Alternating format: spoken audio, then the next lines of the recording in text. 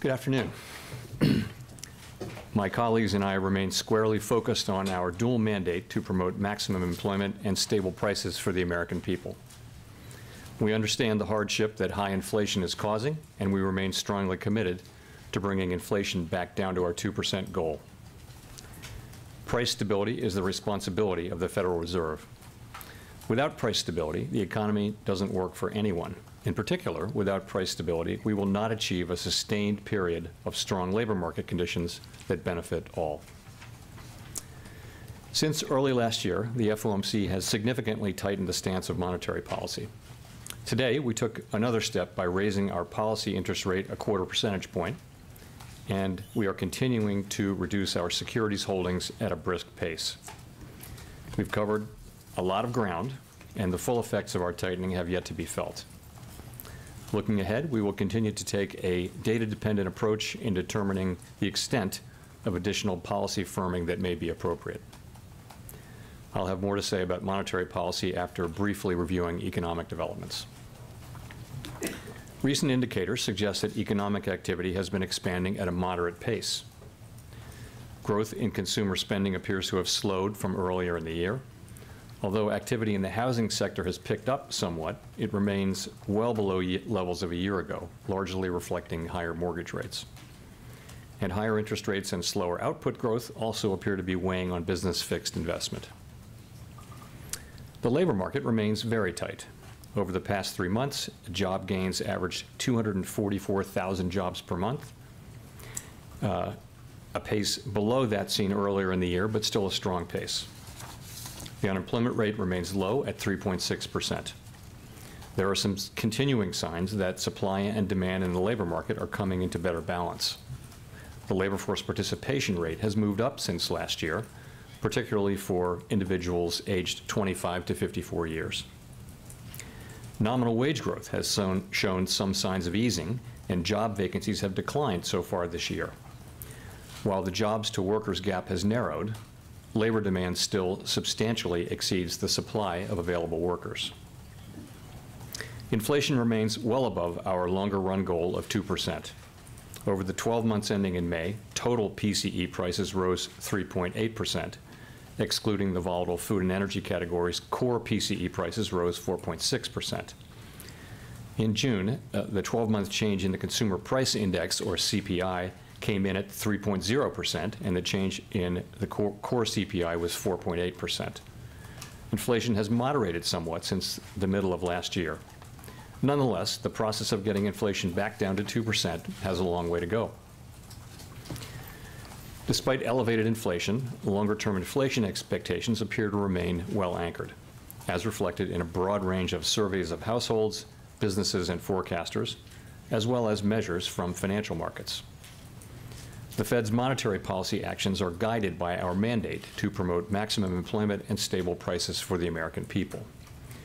My colleagues and I are acutely aware that high inflation imposes significant hardship as it erodes purchasing power, especially for those least able to meet the higher cost of essentials like food, housing, and transportation.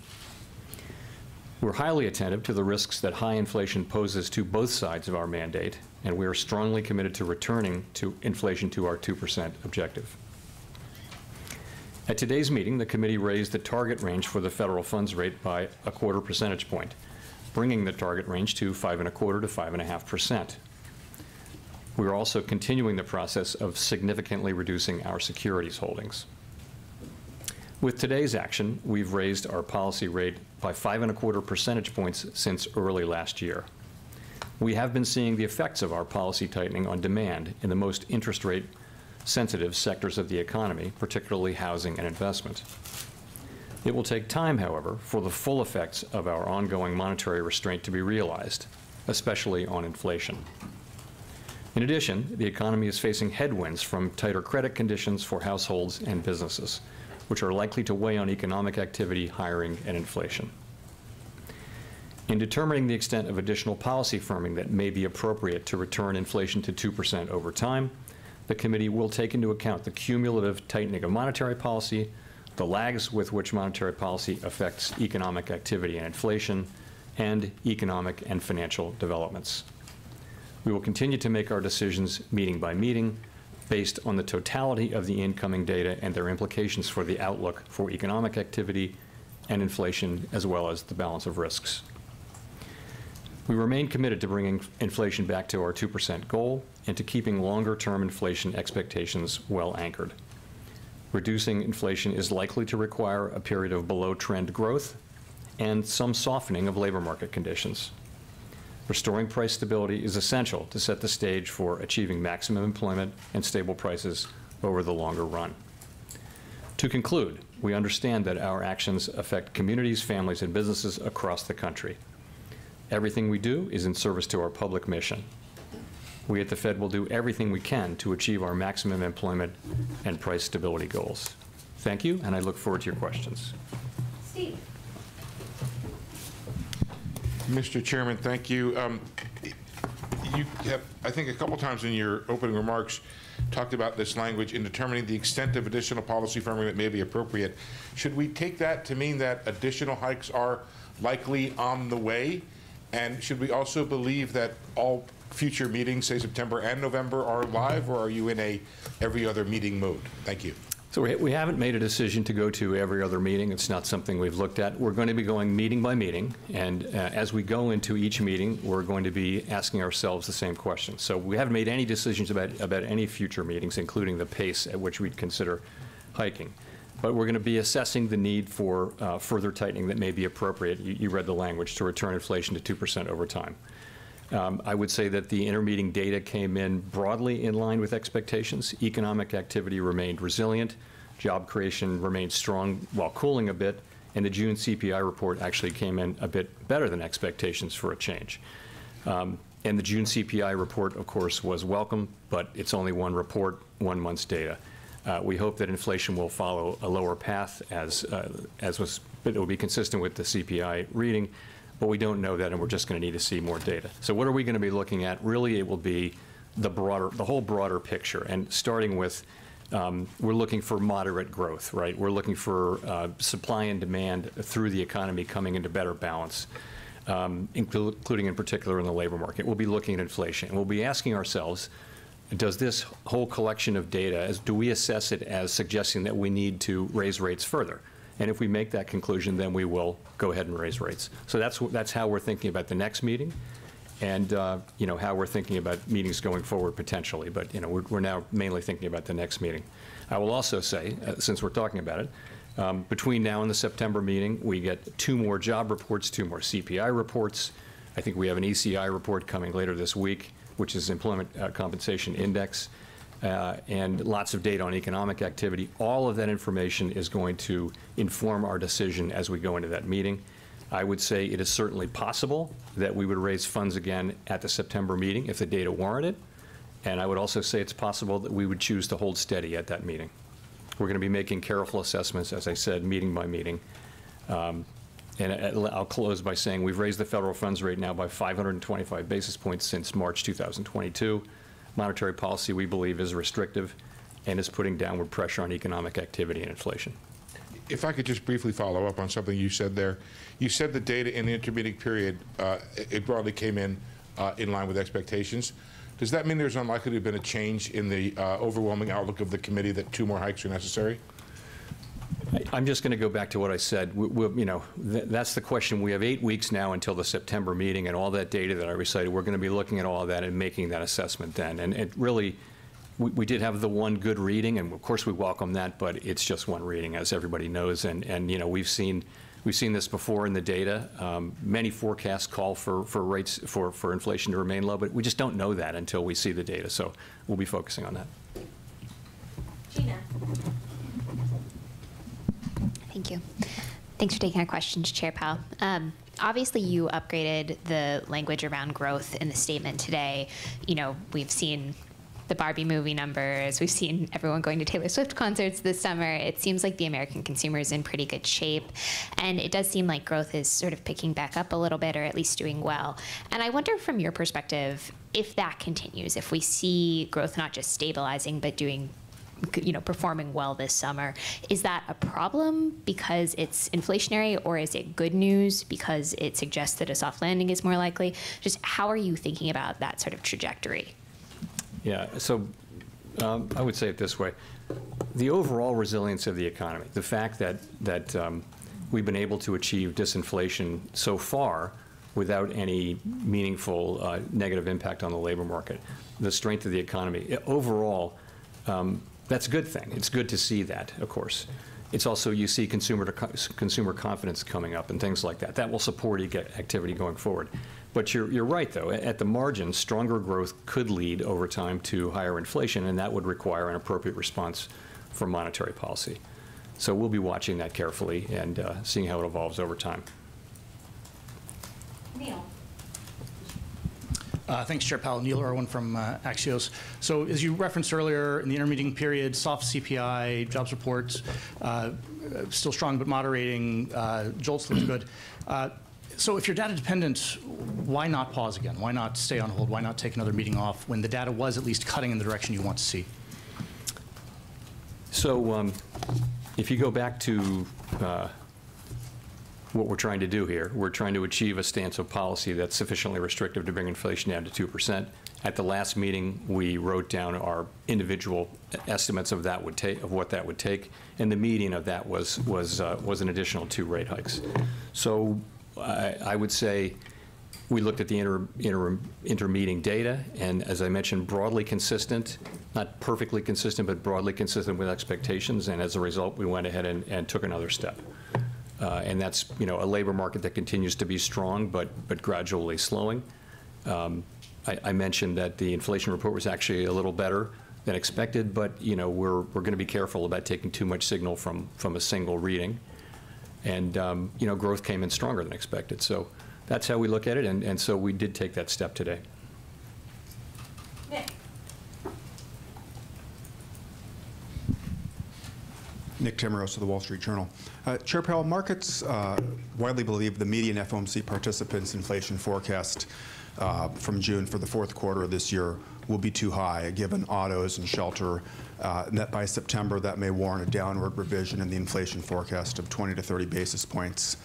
Would that type of inflation progress be enough to hold rates steady from here, or do you need to see below-trend growth and decelerating labor income growth to be convinced that you've done enough?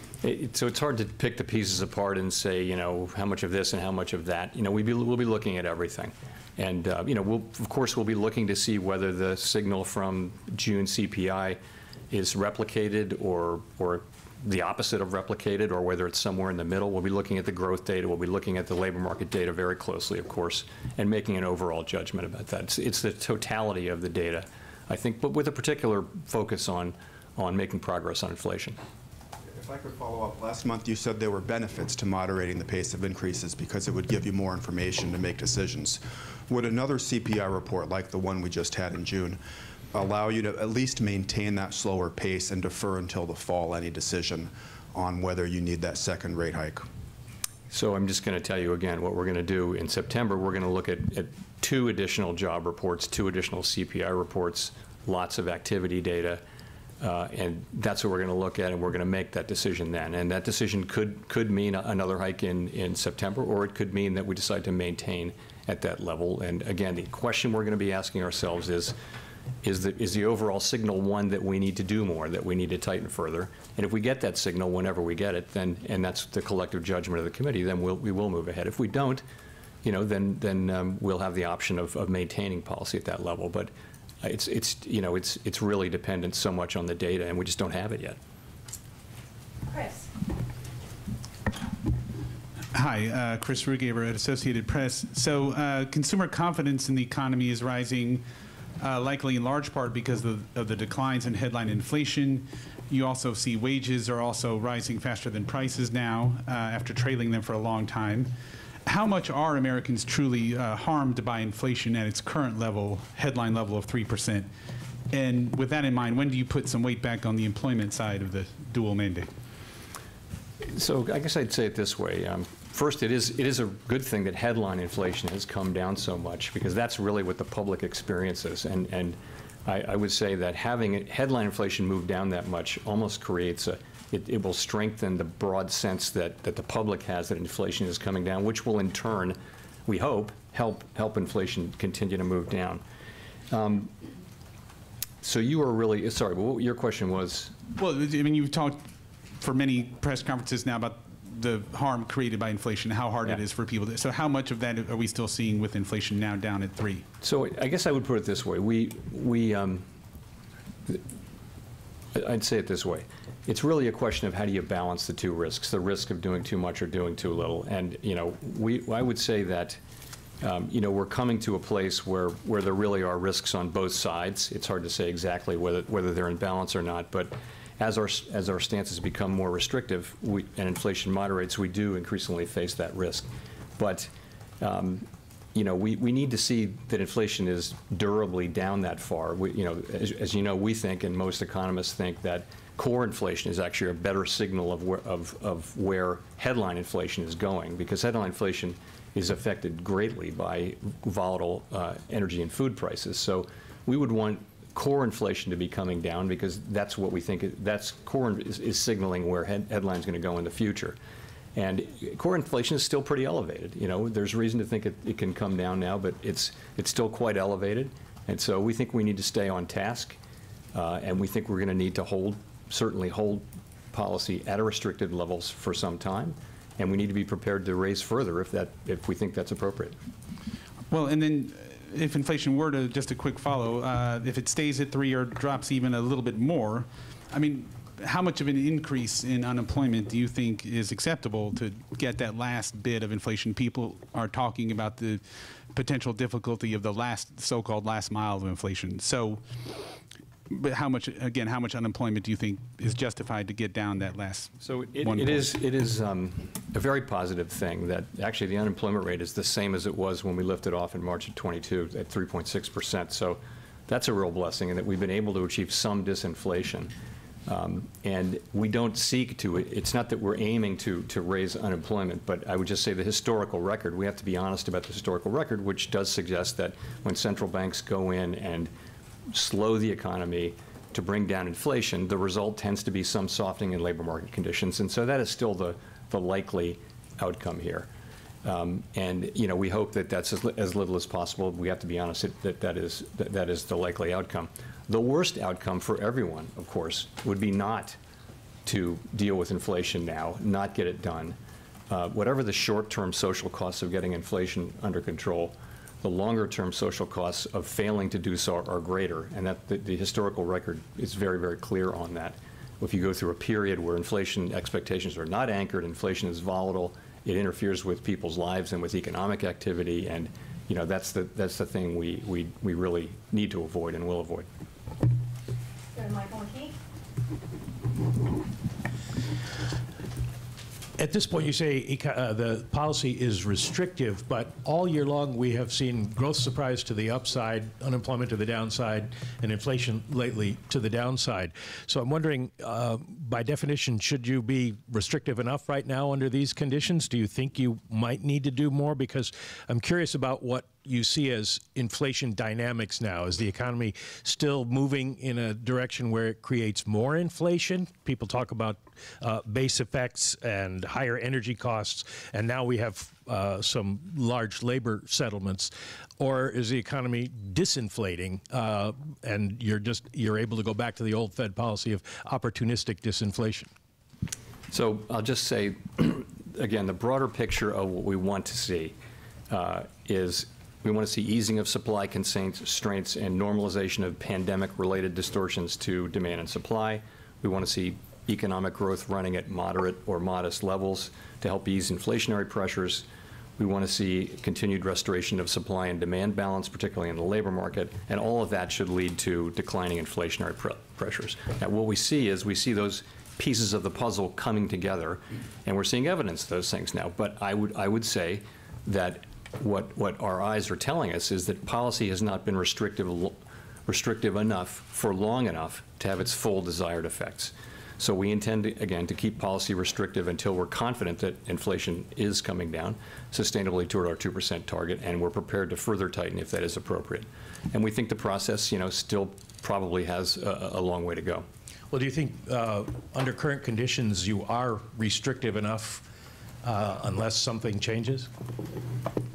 Well, I think we think, you know, today's rate hike was appropriate, and I think we're going to be looking at the incoming data to inform our decision at the next meeting about is the incoming data telling us that we need to do more, and if it does tell us that, collectively, if that's our view, then we will do more. Colby.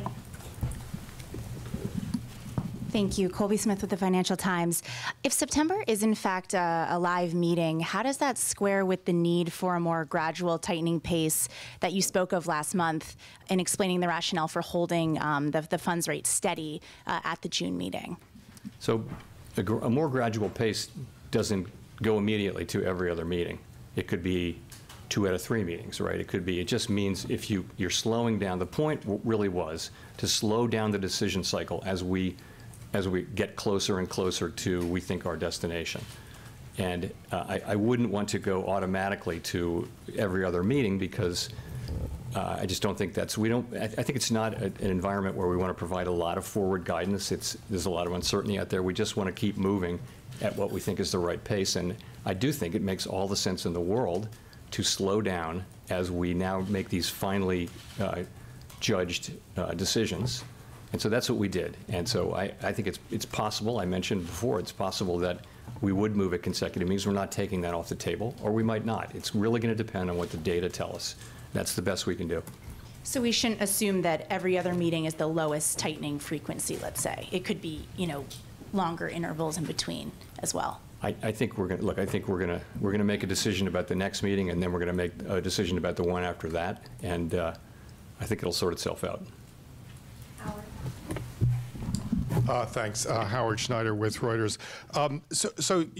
Among your colleagues, there have been people who've said they feel that very little transmission has taken place so far from monetary policy into the economy, and there are those who feel, they say, it's happened very fast this time and it's kind of up to date. Where are you on that continuum? So there's a long-running debate about the lags between changes in financial conditions and the response to those changes from economic activity and inflation, right? So we know that in the modern era, financial conditions move in anticipation of our decisions, and that has clearly been the case in this cycle. So in a sense, the clock starts earlier than it used to, but that doesn't necessarily change the process from that point on, and it's not clear that it has. We also, I'll tell you what we know and then what we don't know. We know that financial conditions affect economic activity and inflation with a lag that can be long and variable, or lags, plural, that can be long and variable. A lot of uncertainty around the length of the lags, and by the way, that's just one component of the broader uncertainty that we face. So I'll tell you how I think about this. The first thing to say is we're determined to bring inflation down to 2% over time, and we will use our tools to do that. No one should doubt that. I would look at it this way, though. The real federal funds rate is now in meaningfully positive territory. If you take the nominal federal funds rate, subtract a mainstream estimate of near-term inflation expectations, you get a real federal funds rate that is well above most estimates of the longer-term neutral rate. So I would say monetary policy is restrictive, more so after today's decision, meaning that it is putting downward pressure on economic activity and inflation. We'll keep monetary policy restrictive until we think it's not appropriate to do so. So that's how I think about it. I mean, if I sum it up, I would say we've come a long way. We are resolutely committed to returning inflation to our 2% goal over time. Inflation has proved, repeatedly, has proved stronger than we and other forecasters have expected. And at some point that may change. We have to be ready to follow the data, and given how far we've come, we can afford to be a little patient as well as resolute as we let this unfold. On the credit side, I'm wondering if you saw anything in the latest SLOOS data that made you think you're getting a quantum of credit contraction beyond what you'd expect. The bank lending data really is, the growth rates edging down towards and below, heading below zero, which is usually a recession indicator.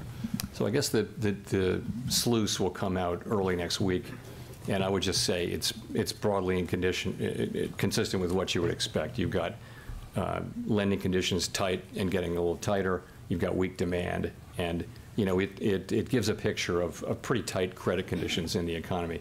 I think it's really hard to tease out whether how much of that is from this source or that source. But I think what matters is the overall picture is of tight and tightening lending conditions, and that's what this sluice will say. Rachel. Hi, Chair Powell. Rachel Siegel from the Washington Post. Thanks for taking our questions. Could you break down the reasons why inflation has fallen and what share of that credit you would give to factors that don't stem directly from rate hikes or that might be within your control at all, like easing supply chains and a drop in energy prices over the past year? Yeah. So, interesting question. So, let me start by saying that the inflation surge that we saw in the pandemic resulted from a collision of elevated demand and constrained supply, both of which followed from the unprecedented features of the pandemic and the response from fiscal and monetary policy. And we've always expected that the disinflationary process would stem from both from the normalization of those broad pandemic-related supply and demand conditions and from restrictive monetary policy, which would help return the balance between supply and demand by restraining demand. And we think that's broadly what we're seeing.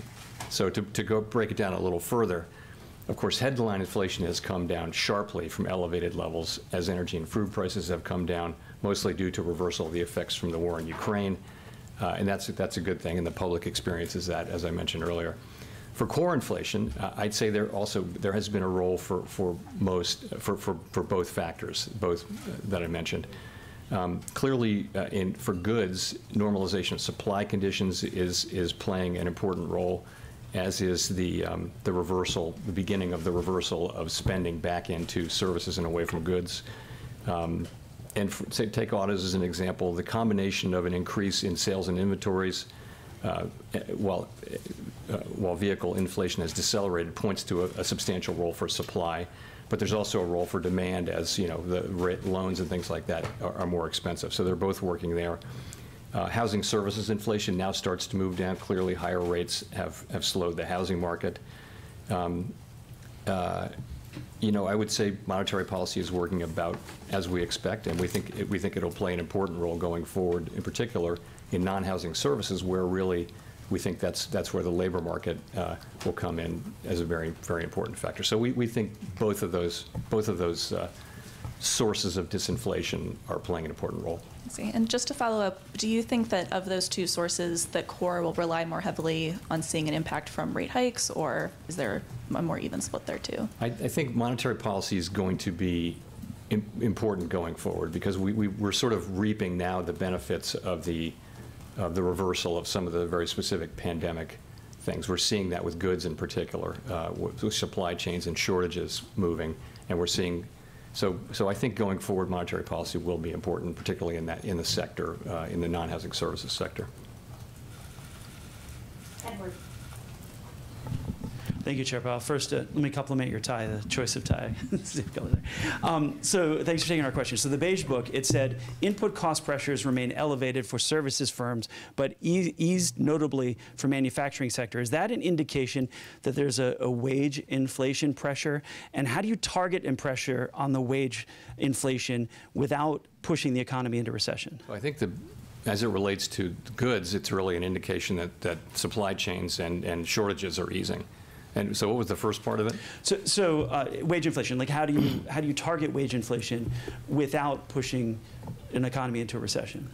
I don't think we're targeting wage inflation. I think what we're looking for is a broad cooling in labor market conditions, and that's what we're seeing. So wages have actually been gradually moving down. They're still at levels that would be consistent over a long period of time with 2% inflation. Nonetheless, we're making progress there. And by so many indicators, labor market demand is cooling. You can look at surveys by workers and businesses who see that. You can look at the quits rate normalizing. You can look at job openings coming down. You can look at just job creation in the establishment survey has, it's still at a high level, but it was at really an extraordinarily high level for most of the last 2 years. So you see cooling, particularly in private sector in the last in the last report. So I think we see that, and it's happening at a gradual pace. So that's actually not a bad thing in a sense, because if what we see is a labor market, very strong demand for labor, which is really the engine of the economy. People are getting hired, many people going back to work. getting wages, spending money, and that's really what's driving the economy, but that it's gradually slowing, it's gradually cooling, that's a good prescription for getting where we want to get. But still, we see a push to raise minimum wage. We're seeing a lot of unions go on strike or threaten strike. And the common thing is they come out with agreements like big pay increases, like UPS, and we have the auto workers coming up. Are you concerned then about a trend of series of big unions, these contract pushing wage inflation then? Not for us to comment on contract negotiations, not our job, not our role.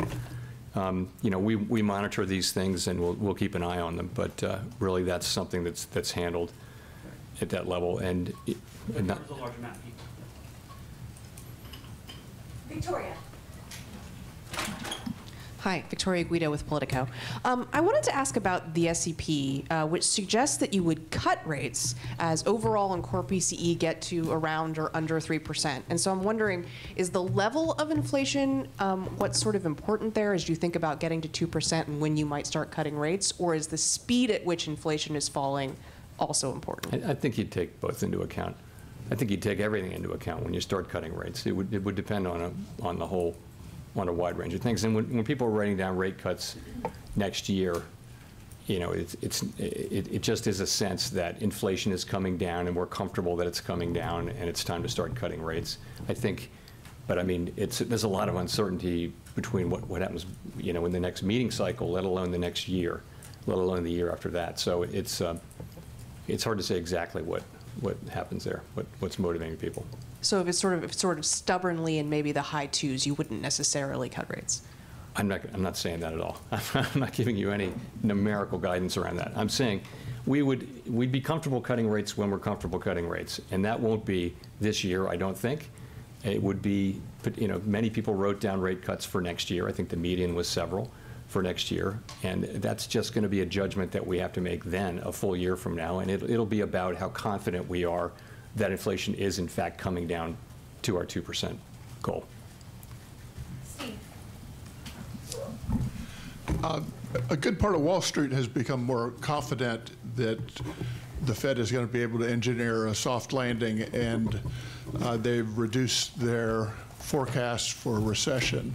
And I'm wondering if the staff has changed its view on the likelihood of a recession being likely, and if you personally have changed your view in terms of becoming more confident that you can achieve a soft landing. So it has been my view consistently that we do have a shot, and my base case is that we will be able to achieve inflation moving back down to our target without the kind of really significant downturn that results in high levels of job losses that we've seen in some past instances, many past instances of tightening that look like ours. That's been my view. That's still my view, and I think, you know, that's sort of consistent with what I see today. So, but it's a long way from assured, and you know, we have a lot left to go to see that happen. So the staff now has a noticeable slowdown in growth starting later this year in the forecast, but given the resilience of the economy recently, they are no longer forecasting a recession. I just want to note that that our staff produces its own forecast, which is independent of the forecast that we as FOMC participants produce. Having an independent staff forecast as well as the individual participant forecast is really a strength of our process. There's just a lot of, I think, constructive diversity of opinion that helps us make, informs our deliberations, helps us make, I hope, better decisions. And is the reason for optimism that inflation has come down and you still have a strong labor market? I mean, does that add to the optimism? I wouldn't use the term optimism about this yet. I would say, though, that there's a pathway. And yes, that's a good way to think about it. We've seen so far the beginnings of disinflation without any real costs in the labor market, and that's a really good thing. I would just also say the historical record suggests that there's very likely to be some softening in labor market conditions, and consistent with having a soft landing, you would have some softening in labor market conditions, and that's still likely as we go forward with this process. But it's a good thing to date that we haven't really seen that. We've seen softening through not through unemployment, not through higher unemployment. We've seen softening through job openings coming down part of the way back to more normal levels. The quits rate, so people are not quitting as much. We've seen participation, people coming in, and so labor supply has improved, which has lowered the temperature in the labor market, which was quite overheated, going back a year or so. So we're seeing that kind of cooling, and that's very healthy, and we hope it continues. Jeff. Thank you, Mr. Chairman. Jeff Cox from CNBC.com. You and other Fed officials in the past have suggested that you don't need to keep hiking until inflation hits 2%, that as long as you see continued progress. So I'm wondering, how close do you need to get with the inflation numbers coming down? How many months of data do you need to see that will give you sufficient confidence? And how far does this fight need to go before you're willing to kind of declare victory on it?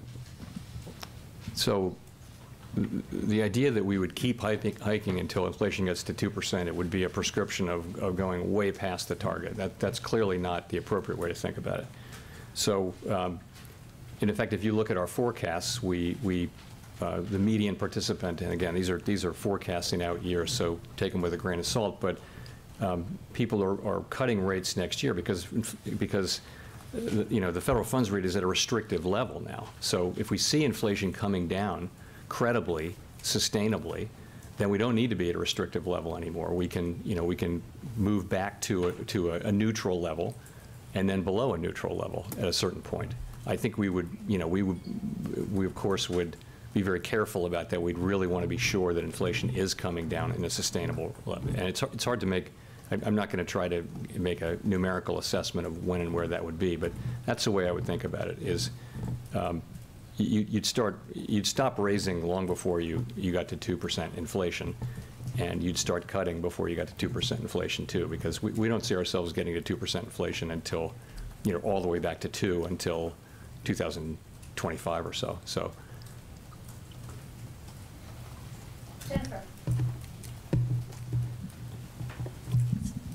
Thank you, Chair Powell. Jennifer Schonberger with Yahoo Finance. It's been over 4 months since a handful of regional banks, including Silicon Valley Bank, failed. When you look at credit conditions now, given Banc of California's acquisition of PacWest, does this acquisition suggest the full impact has not been felt, or are you comfortable saying that we've seen most of the ripple effects that may have occurred at this point, and how does this play into your outlook for policy? So I don't want to comment on any particular merger proposal, but I will say things have settled down for sure out there. Deposit flows have stabilized, capital and liquidity remain strong, aggregate bank lending was stable quarter over quarter and is up significantly year over year. Banking sector profits generally are coming in strong this quarter, and overall the banking system remains strong and resilient. Of course, we're still watching the situation carefully and monitoring conditions in the banking sector. In terms of the actual effect on, if you think of a particular set of banks that were affected because of their size and business model and things like that, that were more affected by the turmoil in March than others, it's very hard, as I mentioned, it's very hard to sort of tease out the effects on this very large economy of ours from them tightening. They may be tightening a little bit more, probably are, than other banks. The SLOOS has been telling us for more than a year that banking conditions are tightening. That process is ongoing, and that will restrain economic growth. So I think we have to take a step back from. I can't separate those anymore. I think basically we're just looking at the overall picture, which is one of tightening credit conditions, and that's going to restrain economic activity. It is restraining economic activity. So that's how I would look at it. And how is that informing your outlook for setting policy? So I think that is an expected result of tightening interest rate policy, is that bank credit conditions bank lending conditions would tighten as well.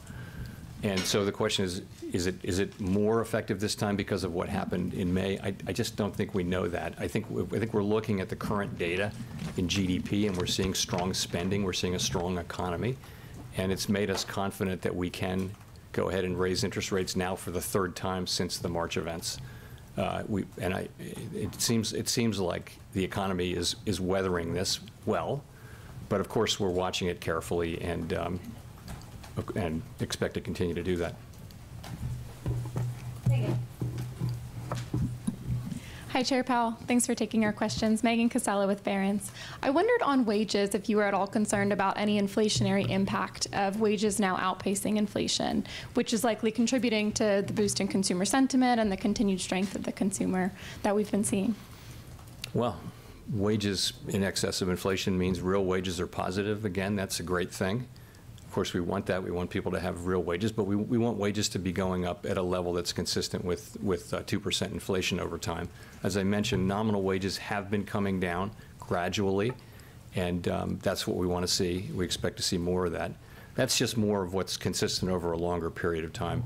We don't really think that wages were an important cause of inflation in the first year or so of the outbreak, but I would say that wages are probably an important issue going forward. Labor market conditions broadly are going to be an important part of getting inflation back down, and that's why we think we need some further softening in labor market conditions.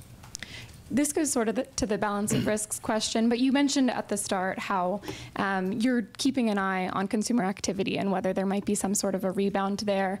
And I'm curious what the Fed's explanation would be to families if further interest rate hikes start to hit the labor market, start to drive that sentiment back down. What's the message there of why you continue to keep rates elevated or to raise them? Well, we have a job assigned to us by Congress to get inflation under control, and we think the single most important thing we can do to benefit those very families, especially families at the lower end of the income spectrum, is to get inflation sustainably under control and restore price stability. We think that is the most important thing we can do now, and we're determined to do that. And I would just point out that the people who are the most hurt by inflation right away are people who are on a low fixed income, who, when you're talking about travel or transportation costs, heating costs, clothing, food, things like that, those, if you're just making it through each month on your paycheck and prices go up, you're in trouble right away. Even middle class people have some resources and can absorb inflation. The people in the lower end of the income spectrum have a harder time doing that. So we need to get this done, and the record is clear that if we take too long or if we don't succeed, that the pain will only be greater. So that's how I would explain what we're doing. Thank you, Chair Powell. Simon Rabinovich with The Economist. You had said last month that this meeting this week was going to be a live one. In the event the market had assigned a roughly 99% probability to the rate move that you announced today, the decision was, of course, unanimous, and the statement was basically unchanged from last month. So may I ask, to what extent was the meeting actually a live one? Was there ever any doubt over the past 2 days about what the decision was actually going to be? Well, I mean, was there doubt? Look, I would say there's a range of views on the committee, and when you see the minutes in 3 weeks, you'll see that. There's a range of views about what we should do at this meeting and what we should do at the next meeting, and it's a process that we go through. Many times when we go into a meeting, the decision is not, fundamentally in doubt. Nonetheless, we have the meeting, and some meetings are less uncertain than others, and I'll just leave it at that.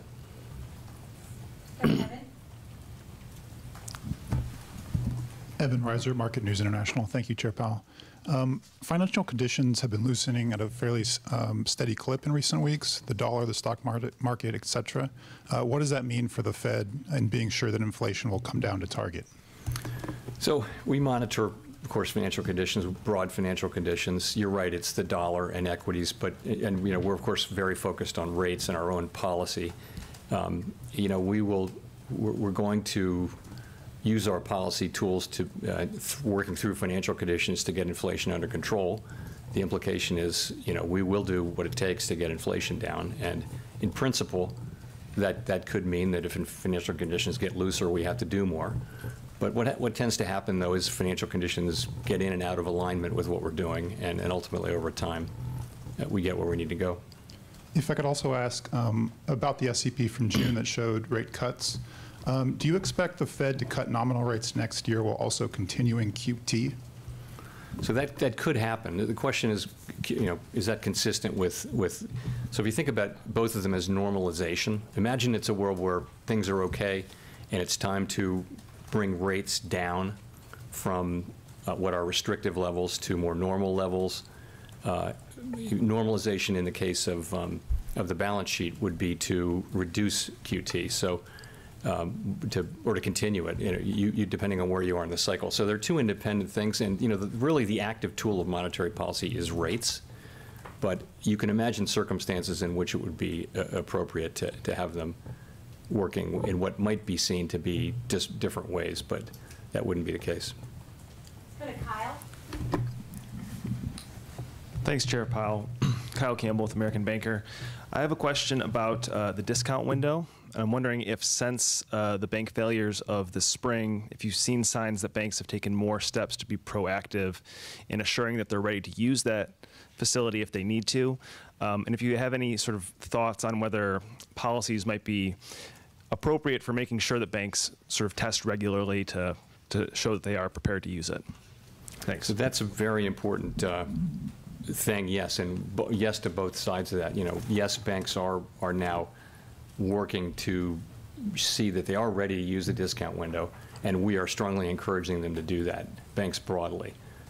We did find, as you know, during the events of March, and that that it's a little clunkier. It can be a little clunkier and not as quick as it needs to be sometimes. So why not be in a situation where you're just much more ready in case you need to access the discount window? Let's go to Mark Hamrick. Mr. Chairman, Mark Hamrick with Bankrate. You've talked in the past about getting the housing market back into better balance, excuse me, and also that the market might have bottomed. Where do you see that situation and balance, or lack thereof, right now, particularly with the constrained inventory of existing homes that might otherwise be coming onto market at a time when existing homeowners are reluctant to move? And of course, all of that happening with the 30-year fixed-rate mortgage still around 7% on the heels of Fed tightening, and with what you're talking about, tightening industry lending standards. Are we getting closer to balance or farther away? What's your sense? I think we've got a ways to go to get back to balance, really for the reasons that you talked about. With existing homes, there are many people who have low-rate mortgages, and whereas they might want to sell in a normal situation, they're not going to because they have so much value in their mortgage, which means that supply of existing homes is really, really tight, which is keeping prices up. On the other hand, there's a lot of supply coming online now, and there are people coming in. A lot of the buyers are first-time buyers coming in at buying it with these relatively elevated mortgage rates. But I think this will take some time to work through. Hopefully more supply comes online, and we work through it. We're still living through the the aftermath of the pandemic. We'll go to Nancy for the last question. Hi, Chair Powell. Nancy Marshall-Genzer with Marketplace. Russia has pulled out of an agreement allowing shipments of grain safe passage through the Black Sea, and alternative routes at this point could be closed off. Just wondering, how could that contribute to higher food prices and inflation generally, and how closely are you watching that? We are watching it, of course, very closely. And you're right, the withdrawal from the Black Sea Grain Initiative does raise concerns about global food security, particularly for poorer countries that import a large share of their food. Grain prices did go up on this news, but they remain well below their peaks of last spring. And the moves that we've seen so far, I would say, are not expected to make a significant contribution to U.S. inflation. Of course, we will be watching that situation carefully. So you don't think it would have a big effect on Fed policy at this point? You wouldn't say so looking at what we know now. Thank you. Thanks very much.